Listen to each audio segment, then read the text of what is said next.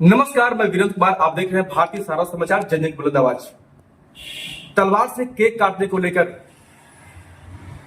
रितेश मौर्य, जो सभा से रितेश मौर्य है, सम्राट रितेश मौर्य, उनके आवाज पर, उनके समर्थन के लिए, उनको ऊर्जा देने के लिए बसपा सरकार के पूर्व मंत्री विद्रोही धनपत राम मौर्य उनके आवास पहुंचे हैं और बिल्कुल मैं उनके बगल बैठा हूं और उनसे बात करते हैं। सबसे पहले हम सवाल करते हैं कि मंत्री जी, आपका आगमन हुआ है रितेश मौर्य के आवास पर। जिस तरह मामला आया है प्रकाश में कि तलवार से केक काटने को लेकर आपके ऊपर कार्रवाई की गई, तो इस पर क्या कहना चाहेंगे आप? क्या आपकी राय है? हमारी ये राय है कि ये सरकार जो है इस समय पूरे देश प्रदेश में अघोषित इमरजेंसी लगी हुई है। किसी को बोलने चलने कोई काम करने में उनको अनायास केक, हम चाहे तलवार से काटें चाहे चाकू से काटें, केक काटने का क्या मकसद है? उन पर धारा लगाने का। और जहां तलवार कत्लेआम करने के लिए भांजे जा रहे हैं, तो आगरा में हजारों लोग तलवार लेकर नंगी और उपद्रव मचाए हुए हैं, उन पर तो कोई कार्रवाई नहीं हुई। केक काटने पर तलवार से कार्रवाई करने का मतलब है कि बदले की भावना से कार्रवाई हो रही है।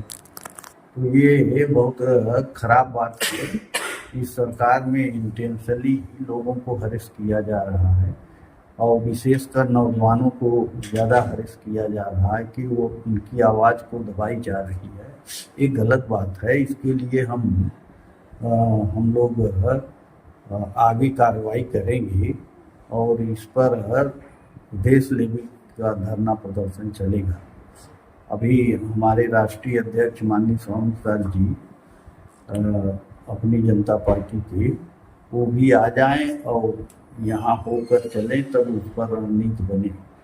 इस समय मैं भी अपनी जनता पार्टी का राष्ट्रीय उपाध्यक्ष हूँ और नहीं तो जिस तरह से ये देश में एक तरफ है, एक मुख्यमंत्री की सजाती जो लोग हैं वहां आगरा में नंगी तलवारें भाजने का कोई कार्रवाई नहीं की गई, आप कह रहे हैं या हम नहीं कह रहे हैं, या आप कह रहे हैं। तो इस तरह से मौर्य होने के नाते जो है इस प्रकार से तलवार से कार्रवाई की गई। हाँ, तो चूंकि वो अशोक सम्राट यानी चक्रवर्ती सम्राट था, तो इसलिए जो है मौर्य थे अशोक सम्राट, और उनके जन्मदिन पर केक काटा गया तलवार से, तो इनको ये इस चीज को खल गया। अच्छा, कि ये मौर्य का हिंदू नहीं है या फिर ये जातीय दुर्भावना है? ये जाति दुर्भावना है। हिंदू और मुस्लिम का यहाँ कौन सवाल रखते हैं? यानी जाति दुर्भावना के हिसाब से ये ऐसी कार्रवाई की गई है। चलिए हम बात कर लेते हैं इस समय हमारे बीच में रितेश मौर्य से फिर से बात कर लेते हैं कि रितेश जी बैठे हैं और उनके समर्थन में पूर्व मंत्री बसपा सरकार रहे हैं विद्रोही धनपत राम मौर्य पहुंचे हैं। इस अवसर पर क्या कहना चाहेंगे आप? बहुत समर्थन आपको मिल रहा है, लगातार लोग आपके यहाँ बधाई देने पहुंच रहे हैं, आपके समर्थन पहुंच रहे हैं, क्या कहना चाहेंगे? आपका पहले बहुत बहुत धन्यवाद पत्रकार महोदय जी।